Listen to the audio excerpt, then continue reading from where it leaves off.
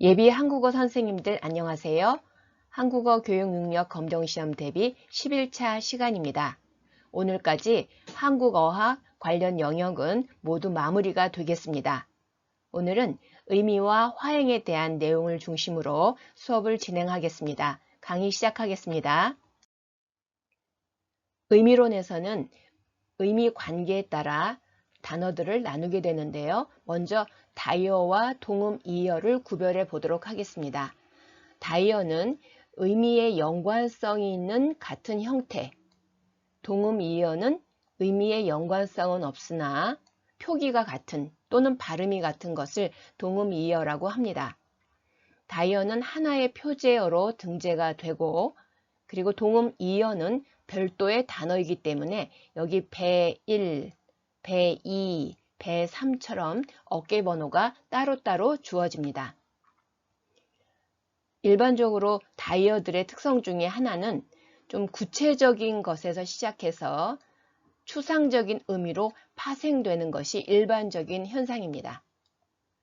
예를 들면 틈이라는 단어도 처음에는 공간적인 의미를 갖고 있다가 그것이 추상적인 시간의 의미로 더 파생되는 그런 예가 되겠습니다. 이런 경우를 다이어라고 하죠. 그래서 다이어의 의미 확장 방향은 구체적인, 보통은 공간에서 추상적인 시간 쪽으로 많이 바뀌어 갑니다. 여기 눈이 있다 그러면 실제 보는 눈을 구체적인 의미로 눈이겠죠. 그런데 무엇을 보는 안목이라는 파생된 의미가 추가됩니다. 바로 이때 이런 것을 다이어라고 이야기를 하죠.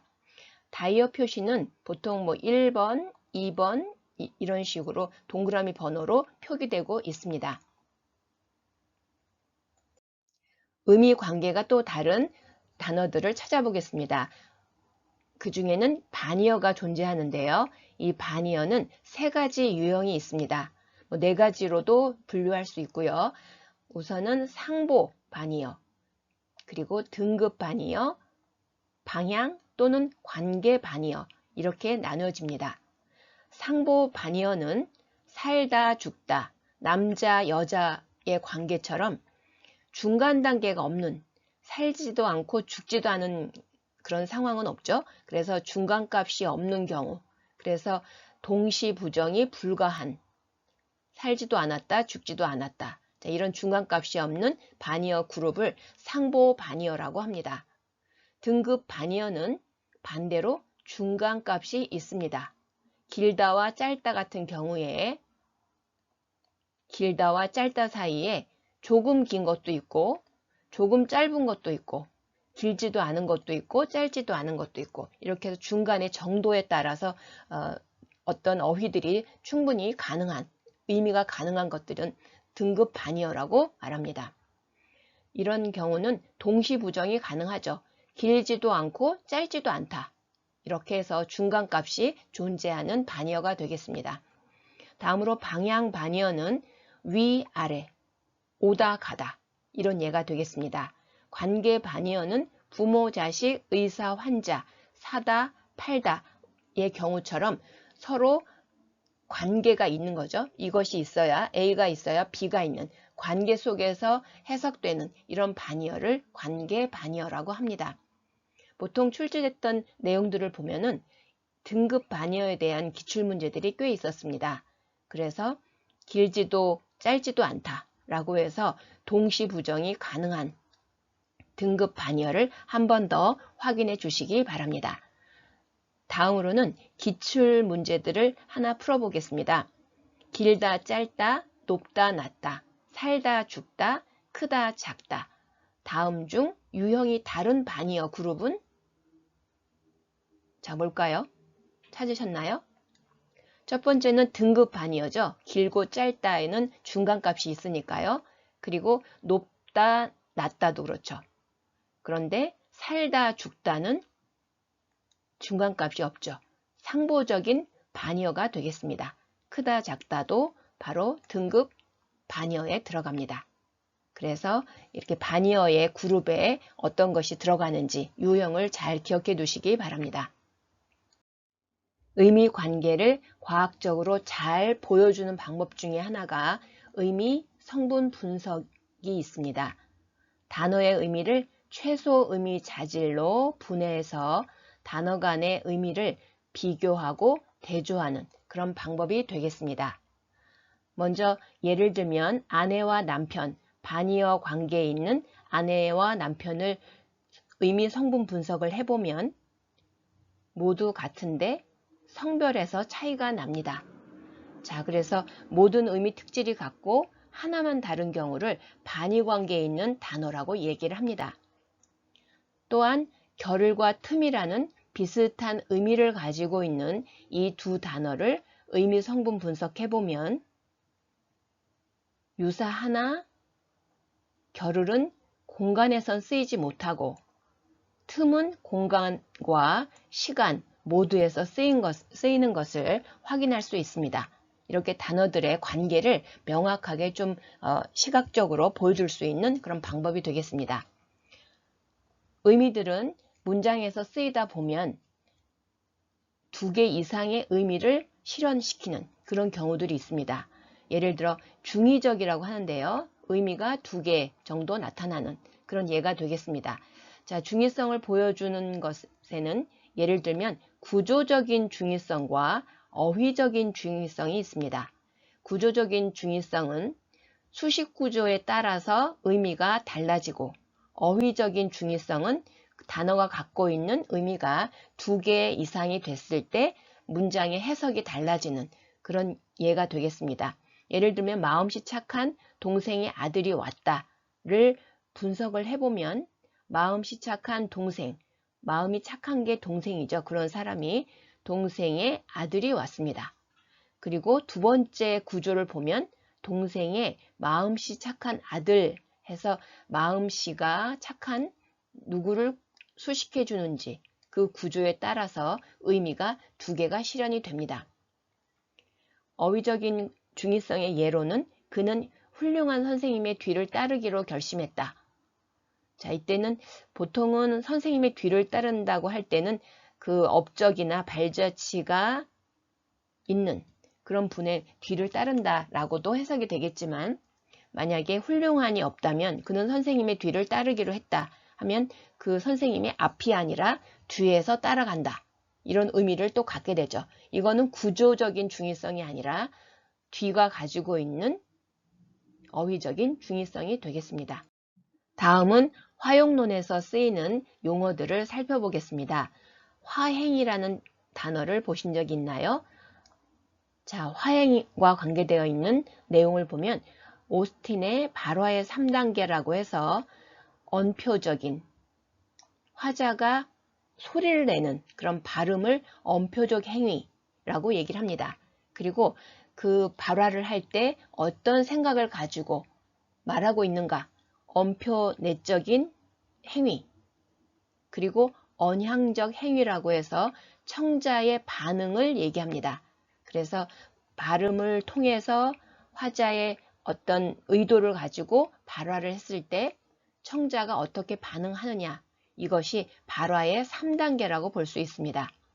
이들은 모두 동시 수행이 되는데 상황에 따라서 청자가 받아들이는 yes라고 하고 행동을 하는 그런 반응도 있겠지만 싫다고 거부하는 반응도 있겠죠. 아니면 무시하고 대답을 하지 않는 언양적인 행위가 없는 그런 발화도 존재합니다.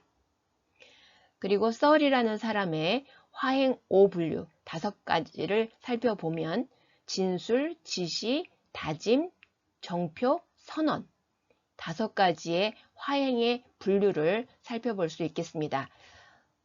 우리가 화행을 할 때 사실을 기술하는 것이죠. 예를 들면 1번의 예문을 보시면 내일 시험이 있습니다. 내일 비가 오겠습니다. 어떤 사실에 대해서 이렇게 발화를 하는 거 이런 것을 화행 중에 진술이라고 얘기를 합니다.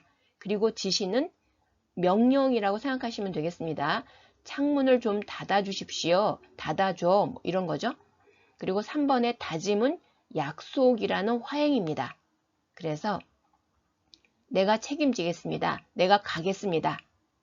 이런 예가 되겠습니다. 그리고 네 번째로는 정표 또는 표현, 뭐 감사함을 표현하거나 미안함을 표현하는 감정과 관련된 그런 화행을 말합니다. 그리고 선언이라는 화행은 지금부터 회의를 시작하겠습니다 라고 지금 선포를 하는 거죠. 그래서 지금 이 사태가 앞으로 어떻게 바뀔 건지를 말하는 이런 화행의 5가지 단계의 그 용어는 여러분이 알아두시면 좋을 것 같습니다. 일반적으로 기출문제에서는 이 선언과 관련된 화행이 자주 나오는 편입니다. 그리고 화행을 보면 직접 화행과 간접 화행으로 이렇게 분류를 하기도 하는데요. 직접 화행은 질문을 했으면 질문 그 자체입니다. 문장의 형식, 의문문과 말하는 그 내용이 같은 겁니다. 예를 들면 저 사람은 누구입니까? 그러면 누구냐? 이렇게 물어보는 거죠. 그런데 간접 화행이라는 것은 저 사람은 누구입니까? 라고 해서 대답을 해주기를 바라는 이름을 말해줘 라는 화자의 의도가 들어있죠. 그래서 문장의 형식과 실제 의도는 달라질 수가 있는 거죠. 저 사람이 누구인지 말해달라 하는 요청이 들어가 있다고 볼 수 있겠습니다. 그리고 나 없이 잘할 수 있을 것 같아? 이럴 때 잘할 수 있을 것 같은지 아닌지를 묻는 단순한 형식 그리고 대답을 원한다면 이건 직접 화행이지만 절대 할 수 없다는 명령과 경고가 이 안에 또 들어가 있죠. 표현상으로는 질문을 하고 있지만 명령을 하고 있는 그런 화자의 의도가 이 안에 들어 있습니다. 여긴 정말 덥다라고 진술을 하고 있지만 결국은 창문을 열든지 에어컨을 켜든지 다른 행동을 요청하는 것이 이 안에 들어가 있습니다. 그래서 화행위는 직접과 간접 화행으로 분류할 수 있겠습니다. 그리고 이 화행이 잘 성공적으로 이루어지기 위해서는 4가지 조건이 필요한데요. 우선은 명제 내용 조건. 발어의 명제 내용이 적절해야 됩니다. 이루어질 수 없는 그런 것들을 말하진 않죠. 그리고 예비 조건은 내가 그것을 할 수 있는 사람인지 예비. 예를 들면 자 지금부터 시험을 시작하겠습니다 라고 한다면 학생이 말할 수 있는 조건은 아니죠. 교사라는 자격을 갖춰야지만 시험을 이끄는 그런 존재여야지만 이 화행이 성공적으로 이루어지는 거죠. 그런 예비 조건이 존재합니다. 그리고 성실 조건은 화자가 진심으로 내가 이것을 할 마음이 있는지 이런 성실함이 들어있어야 하고 본질 조건은 이 발화가 해당 행위로 간주된다. 예를 들면 약속을 하는 화행이라면 내가 약속을 이행하겠다. 그 의무가 나에게 있다. 이렇게 생각하는 그런 화자의 기본 자세라고 생각하시면 되겠습니다. 그래서 일반적으로 예비 조건, 본질 조건이 어떤 정의가 어떻게 다른지 이 둘을 구별하는 그런 문제들이 기출문제에서 나오고 있습니다. 그라이스가 말한 대화 경류를 살펴보겠습니다. 양, 질, 관련성, 태도 4가지로 보고 있는데요. 이 양은 질문한 사람이 원하는 대답을 필요한 만큼 해주는 것, 그 양이 충분한가 이것을 보는 겁니다. 질은 거짓말을 하는 경우죠. 거짓말을 하고 있지 않은가. 그리고 관련성은 질문과 질문의 주제와 관련 있는 대답을 하는가. 그리고 태도는 너무 장황하게 길게 말하지 않는가. 또는 부정확하게 대답하고 있진 않은가. 이런 것을 잘 지켰을 때 대화가 원활하게 이루어진다고 봅니다. 먼저 경류를 위배한 예문들을 살펴보면요. 양의 경류를 위배한 경우 오늘 하루 종일 뭐 했어? 했는데 공부 너무 짧게 대답을 했죠. 그래서 질문한 사람이 뭔가 부족함을 느낄 거예요. 그리고 아테네는 이탈리아에 있지? 라고 했을 때 응, 거짓을 말하고 있습니다. 그리고 요즘 회사 형편이 어떻습니까? 날씨 한번 좋습니다. 질문자의 주제와는 다른 내용으로 대답을 하고 있죠. 그리고 요즘 잘 지내세요? 글쎄요, 항상 그렇죠. 라고 해서 뭔가 대답이 명확하지가 않습니다. 이렇게 양, 질, 관련성, 태도의 경류를 잘 지켜야 하는데 위배된 예문으로 제시를 했습니다. 그리고 화형론에서 여러분이 꼭 알아둬야 되는 기억해야 되는 단어 중에 하나가 직시입니다. 이 직시는 단순 지시와는 좀 다른 개념으로 화형론에서 쓰이는 용어인데요. 자, 직시는 기본이 화자 중심입니다. 그래서 인칭 직시면 나, 너, 그 이렇게 내가 중심이 되어서 나와 너, 그 이 대명사를 원칙으로 하죠. 그 시간을 말할 땐 지금, 오늘, 어제. 지금이 중심이죠. 그리고 장소는 여기, 거기, 저기. 담화 직시일 때는 지금 조금 전에 말했던 것처럼 위에서 말한 것처럼 앞에 나왔던 내용을 다시 받아서 가리키는 그런 표현이 되겠습니다. 사회 직시는 선생님, 저, 그래서 사회관계에서 높고 낮음, 이런 관계에서 이런 표현들을 쓰게 됩니다. 그래서 이 직시라는 것은 기본적으로 화자, 나고요. 시간상으로는 지금이고요. 그리고 장소상으로는 여기가 중심이 됩니다. 인칭직시는 언제나 대명사가 원칙이기 때문에 기출문제에 그 인칭직시에 고유명사이다. 뭐 이런 표현이 나온 그런 문항이 있었는데 그건 오답이었죠. 그래서 이 직시 부분도 한번 더 확인해 보시면 좋겠습니다. 지금까지 11차 의미 활용 영역을 다뤄보았습니다. 적어도 10점 이상을 확보할 수 있는 중요한 영역이기 때문에 여러분 오늘 다시 한번 복습해 보시면 좋을 것 같습니다. 오늘의 강의 내용을 요약하면 의미관계와 관련 있는 다이어, 반이어, 동음이어 그리고 의미들의 관계를 좀 더 잘 보여줄 수 있는 성분 분석 그리고 단어들의 어떤 중의성 이 부분을 다시 한번 확인해 보시고요. 화행의 5가지 종류 그리고 화행을 성공적으로 수행하기 위한 적정 조건 그리고 화자 중심의 직시 이 단어들 용어를 중심으로 잘 익혀두시고 예문과 함께 연결지어서 외워두시면 암기해두시면 좋을 것 같습니다. 대화 경률이죠. 4가지의 대화 경률을 잘 지켰을 때 대화가 원활하게 이루어진다는 그라이스의 대화 경률이 있었습니다. 오늘의 내용을 블로그 요약글에서 다시 한번 복습해 보시고요. 관련 기출문제를 풀어보시기 바랍니다. 이제 다음은 11일차 외국어로서의 한국어 교육 이 부분을 시작하도록 하겠습니다. 오늘도 여러분의 꿈을 응원합니다. 감사합니다.